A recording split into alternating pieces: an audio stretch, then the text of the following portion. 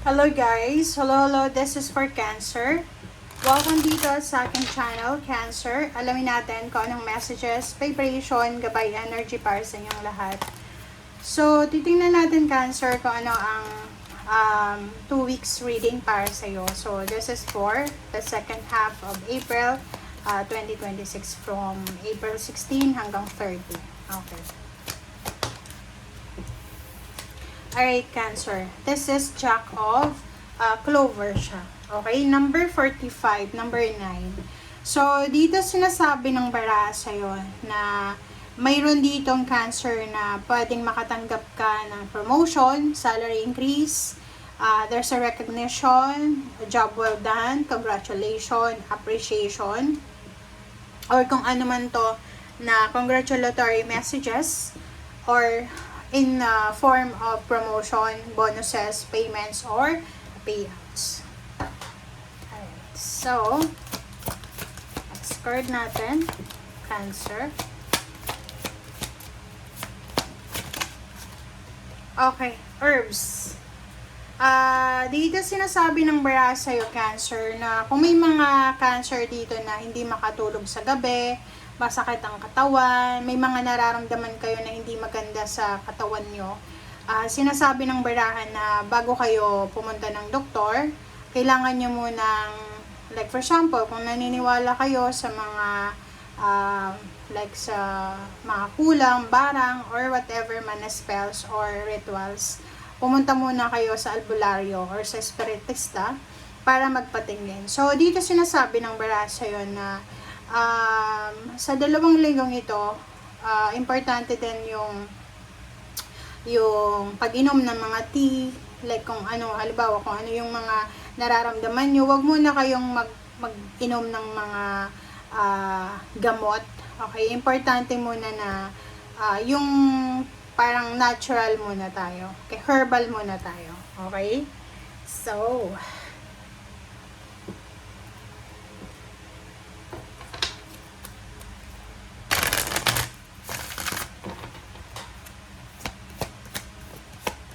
alright, Cancer.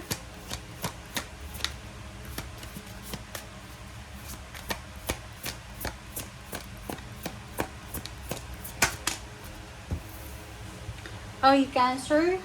This is number 2. This is choices, movement, and decision. Whatever plans na meron ka sa 2 linggong ito, so maybe you're planning to get married, you're planning to travel, you're planning to parang magpa-renovate ng bahay, 'di ba? There's a movement, there's a action na pinaplano mo. Pag-isipan mo muna siya ng mabuti, okay? Another, ang nakikita ko sa'yo dito na sinasabi ng bara sa'yo na if you will be promoted sa 2 linggong ito, kung may promotion na mangyayari, possible na ilipat ka sa malayong lugar. Possible na umalis ka sa pinagtatrabahuan mo ngayon, pero promoted ka like as a team leader or as a boss or kung ano pa man, production manager, whatever. Pero kailangan mong lumipat ng ibang lugar or ibang team or ibang branches. Memories of love, number 6. Sa 2 weeks na to, last 2 weeks ng April, may mga pagkakataon dito, lalo na kung mag-isa ka lang. Like, mag-isa ka lang na nakaupo, nakahiga, natutulog ka, tapos nagising ka. Maaalala mo yung mga mahal mo sa buhay na wala na dito sa mundong ibabaw. Like if you have parents or grandfather, grandparents, or kung sino man ito na malapit sa'yo, maaalala mo sila ngayong 2 linggong ito.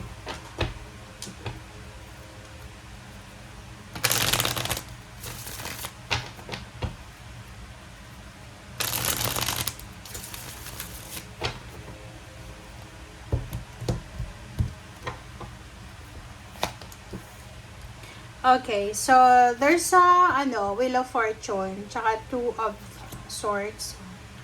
Nakikita ko talaga dito yung energy mo. Kasi tingnan mo siya. Resonated siya dito, guys, ha. So halimbawa lang, ha. Ito lang yung halimbawa dito. So pwedeng nasa probinsya ka. or nasa probinsya ka, nasa Pilipinas ka, there's opportunity na pwedeng pumunta ka sa city para maghanap ng trabaho doon. If you are nasa Philippines naman, so much opportunities na pwedeng pumunta ka ng ibang bansa para kumita ng pera. Kumbaga dito sa Wheel of Fortune, may direction dito yung King of Swords na binibigay sa'yo na, oy, Cancer, kung feeling mo stagnant ka na dito sa lugar na yan, malawak ang mundo, malaki ang mundo. Pero ikaw, medyo maguguluhan ka. Maglalaban-laban yung puso at isip mo. I-compare mo yung sweldo mo sa ngayon doon sa sweldo mong makukuha kung saan ka man pupunta. Or, okay, isipin mo, okay, magiging OFW ako pero marami akong mamimiss na occasion sa mga kapamilya ko. Lalo na kung may mga anak kang maliliit. So, parang yung ino-offer sa'yo ng universe na financial change or physical change talaga siya, na mababago yung takbo ng buhay mo, mababago talaga magbabago siya, but hindi ka sigurado kasi naguguluhan ka. Diba? Sinasabi ng bara sa'yo dito na, yun, you have several choices and options. Posibleng merong contract signing na i-offer sa'yo. There's a contract na i-offer sa'yo, there's a karma, there's a balance na posibleng i-offer sa'yo. Kumbaga, choices ito May choice ka naman kasi, diba? Na ikaw yung magtatrabaho, ikaw yung may decision. So, given.